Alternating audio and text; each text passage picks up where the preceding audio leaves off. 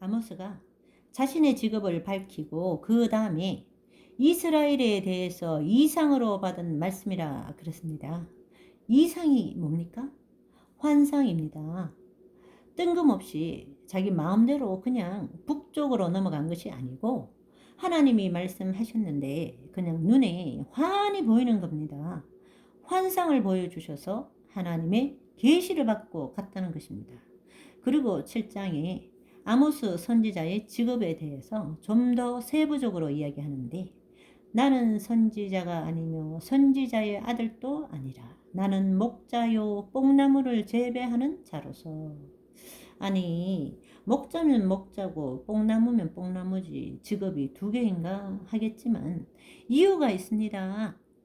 여기 나오는 뽕나무는 우리가 아는 뽕나무 뇌고치 뽑는 것이 아니고 돌무화과 나무라고 해서 무화과 나무보다는 조금 하품인데 가난한 사람들의 식사 대용으로 또 짐승들의 사료로 먹이는 겁니다.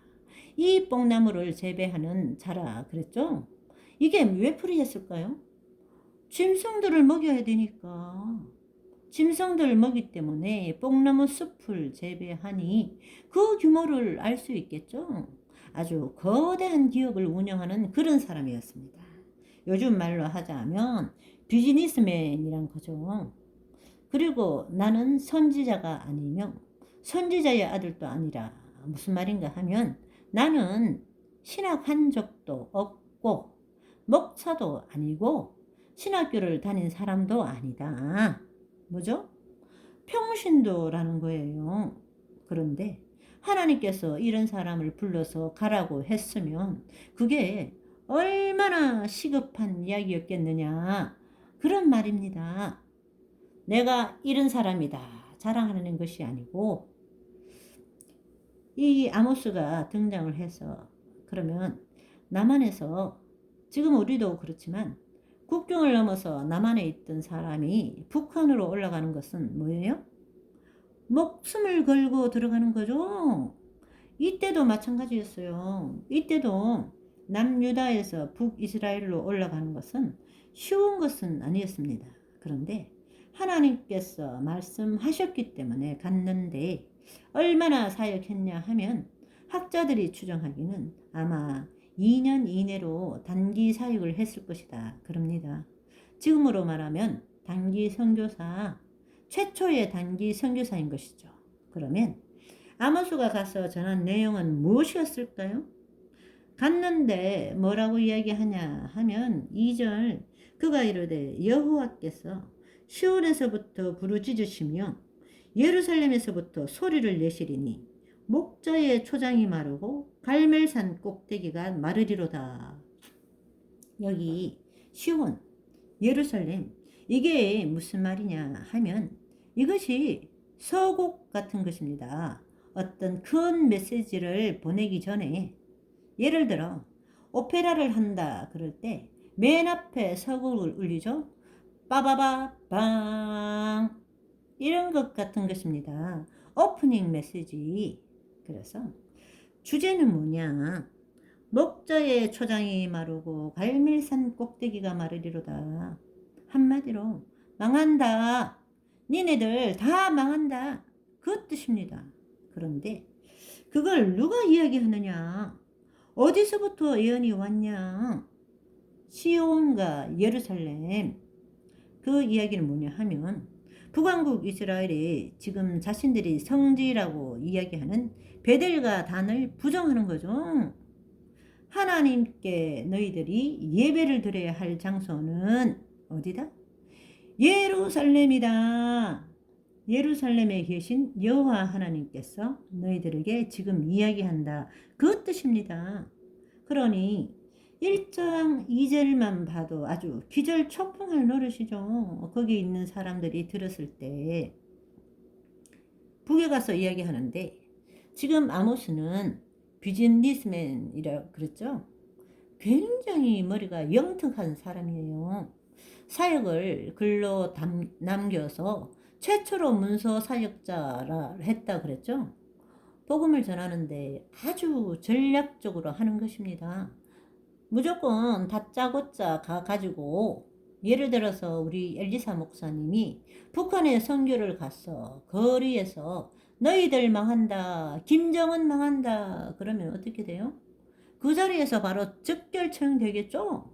그런데 아모스는 어떻게 했냐 하면 북왕국 이스라엘은 북쪽에 있죠. 하나하나 이야기를 시작하는데 뭐부터 이야기를 하냐 하면 다메섹의 서너 가지 죄라며 다메섹이란 곳은 아람의 수도였는데 자, 이 아람이라는 나라는 북이스라엘로 봐서는 아주 완전히 원수 중에 원수입니다. 어떤 나라냐 하면 뭐 농사를 지어 놓고 추수를 다 할 때쯤 되면 쳐들어와 가지고 짐승들 다 훔쳐가고 곡식을 다 뺏어가고 그런 놈들이에요. 그러니 얼마나 미웠겠어요. 그런데 거기서부터 이야기를 시작하는 겁니다. 무슨 이야기를 하나 하며 북이스라엘 사람들이 몰려와서 들어봤더니 다맥색의 서너 가지 죄라 하면 세 가지 네 가지 죄란 말이 아니고 반복된 여러 번 반복된 죄를 말하는 겁니다. 그 다맥색을 하나님이 심판한다 그 뜻입니다. 너희들이 당했던 것 같이 철타작기로 타작하듯 길르앗을 압박하였습니다. 길르앗이 북왕국 이스라엘 땅이죠. 여기를 공격했기 때문에 너희들을 다 죽이겠다. 다맥색을 벌하겠다. 그런 뜻입니다. 다맥색을 심판한다. 그 다음에 가사, 블레셋의 도시입니다. 블레셋의 가사, 아수돗 이런 곳이 다 망한다. 이것은 왜 그랬냐 하면 블레셋 사람들이 이스라엘 백성들을 인신매매를 했다는 겁니다. 잡아다가 파는 이런 짓을 했다는 거예요. 그래서 그것에 대해서 하나님께서 가만히 계시지 않겠다. 내 백성을 에돔에 넘기고 그러면 다 벌하겠다. 죽이겠다. 그런 예언을 들었을 때 당했던 사람들이 속이 시원하겠죠. 그 이야기 들으면서 그 다음에는 두로는 형제 계약 우호 조약을 이스라엘이랑 맺었었는데 북왕국 이스라엘이 조금 힘들어졌을 때 너희들이 이것을 어겼기 때문에 또 그 다음에 에돔을 이야기합니다.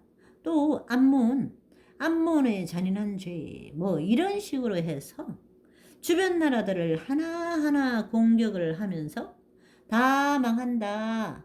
저기도 망한다. 여기도 망한다. 이런 이야기를 하니까 그 말을 들은 이스라엘 사람들이 처음에는 얼마나 속이 다 시원하겠어요. 다 자기랑 원수고 사이 안 좋은 사람들이 망한다고 하니 우리도 그렇잖아요. 우리랑 사이가 안 좋은 사람이고 정말 그런 나쁜 사람들을 누가 예언을 하는데 그 사람 벌 받는다. 잘못됐다 라는 소식을 들었을 때 내 그럴 줄 알았다 하며 속이 시원하다 하잖아요. 그러면서 이야기를 듣고 있겠죠. 그런데 이야기를 계속 듣고 있는데 그 다음에 뭔가 조금 이상한 이야기를 합니다. 그 다음에는 남유다도 망한다 라고 이야기를 해요. 유다의 서너 가지 죄로 말미암아 남유다가 망한다. 그러면 그때부터 이상하다 하고 있는데 갑자기 그 다음부터 본론으로 들어가며 이스라엘 너희들 망한다. 그 이야기를 하는 겁니다.